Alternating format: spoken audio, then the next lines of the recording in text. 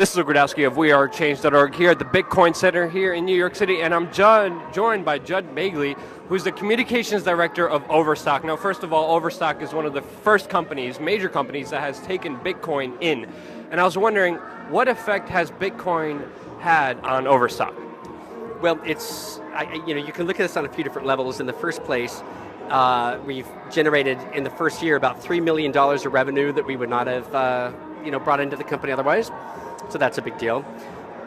It's also brought in a different type of client.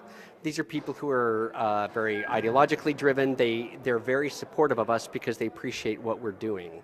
So these are folks who these are customers that we acquired very inexpensively, and they come back. It's in retail. The big challenge is not just getting a person to buy the first time. You need to get them. If you can get them to buy a second time within 30 days, they're yours.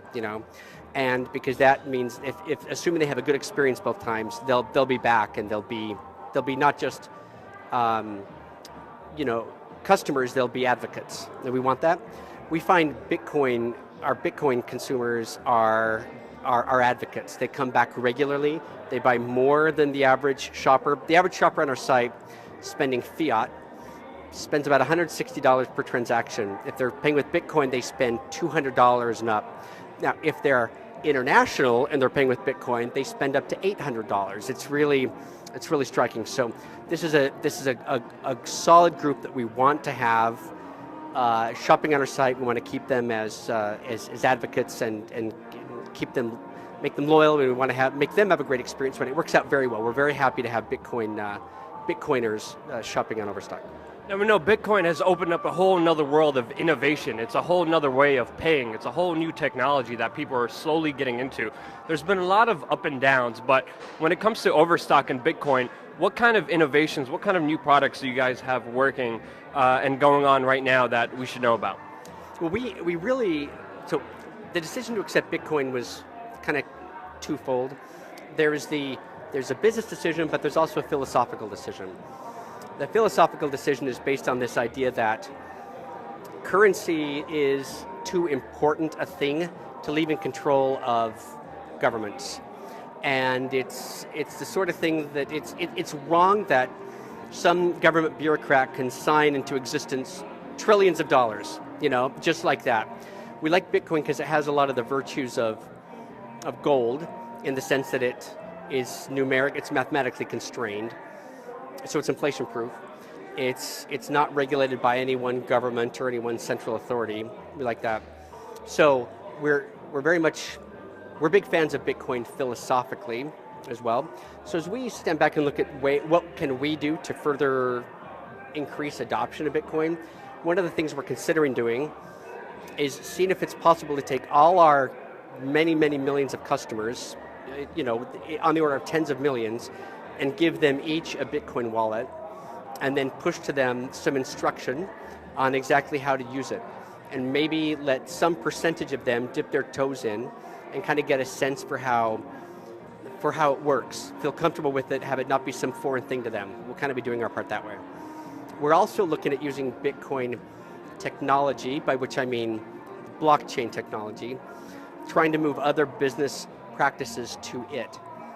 Some of these don't even have anything to do with Overstock proper. We're creating a company to be spun off eventually independently. We're calling it Medici for now, after the Medici Bank of Florence, that was essentially the catalyst for the Renaissance. We're building an alternate stock exchange, essentially a market where people can go and trade shares of public companies the same way they trade Bitcoin. In other words, these will be digital tokens, each one representing a share of a company that can be traded peer-to-peer. So avoiding so many of these, every layer wants to take its share. We're eliminating a lot of them, and we're also doing this in such a way that we're avoiding a lot of the problems inherent to the current system, specifically those which are injected through the process of centralized settlement of stock trades. The DTCC, for those who are maybe part of the Occupy Wall Street crowd, they'll know what I'm referring to there. So that's a big push inside the company right now to create this other again, alternate stock exchange that we can eventually then spin this out and turn it into its own company. Just figuring that maybe there's probably some money to be made, but maybe more importantly, we're trying to kind of push that ox cart of civilization forward a few yards. With more transparency, with more oversight, especially with the blockchain, will you guys be using Bitcoin or another form of alternative currency when it comes to using cryptocurrency in this kind of new, could you call it even a New York Stock Exchange? Well, I wouldn't call it a New York Stock Exchange. It's it's a borderless stock exchange.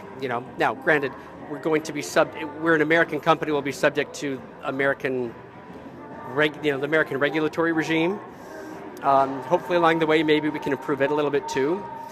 But for now, it's I guess we just call it an alternative market for the exchange of securities of public companies. So yeah, it's and we're doing it on the blockchain now. As far as whether or not we're using Bitcoin, certainly people could use Bitcoin to buy this stuff, but the majority of people will probably come into it. They'll have to exchange their dollars into maybe some kind of a USD coin or something like that, then convert that into the token, and then use that to then trade with other people. So Bitcoin's certainly an option. This will happen on the blockchain proper, and then on other, side chains, as they're calling them. We're going to be able to write to and to work with, hopefully all of the, blockchain type technologies. Now, will companies need to willingly participate in this, or are you guys integrating it so people could just go into it right away and participate with any company that they want? No, companies we're going to have to sign up. So we're going to prove the concept with Overstock at some point, and then open it up to other companies to come along and input convert some of their shares into these tokens, and then allow trading to begin that way. We figured that there are a lot of larger companies that are going to want to do this, but one of our markets we think initially is going to be, kind of small companies that would like to access the public equity markets, but for a number of reasons, including the inefficiencies that result in manipulation. There are a lot of companies that don't dare, enter the public markets because it's expensive and the chips are frankly stacked against them. They don't want to get them. Anyway, we think this could be the perfect solution for them. So we see a lot of companies maybe going public that otherwise wouldn't, and we'd like them to go public on our platform. With cryptocurrencies, with a blockchain, with complete oversight and transparency. Precisely, yep. Wow, that sounds really amazing, and I'm really intrigued that Overstock is taking this kind of advantage because, again, Bitcoin is such a new world that it hasn't been divulged into, but one of the main things that's going up against Bitcoin is government regulations and government controls. Can you tell us about some of the kind of challenges you face when it comes to regulations, when it comes to government and implementing some of these changes and these new innovations that you guys are talking about making?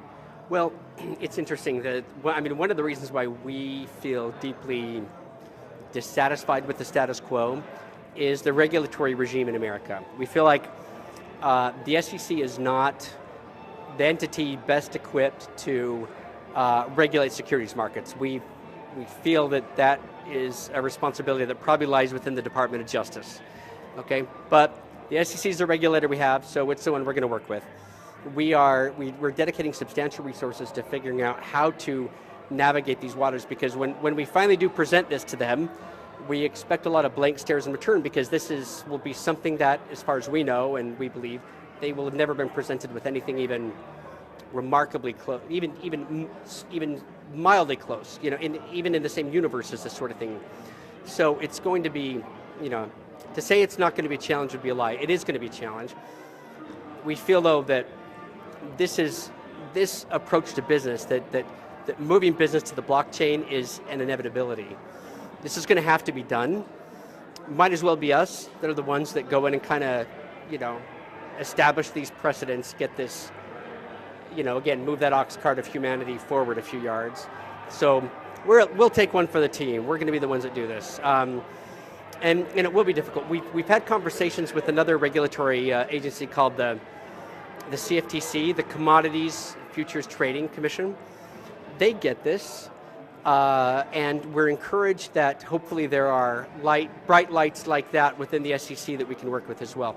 whatever it takes, we're going to do this completely within the current regulatory regime. This will all be completely compliant. There's no question about that.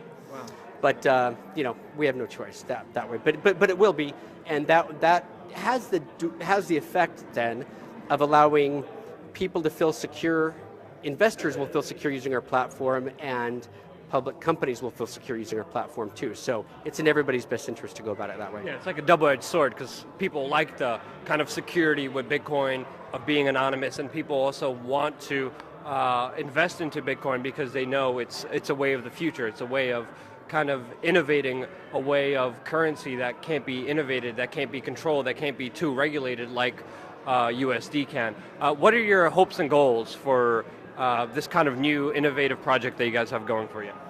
Well, it'd be nice. I mean, there are a lot of people that go into a business and they try to figure out how they can have a monopoly.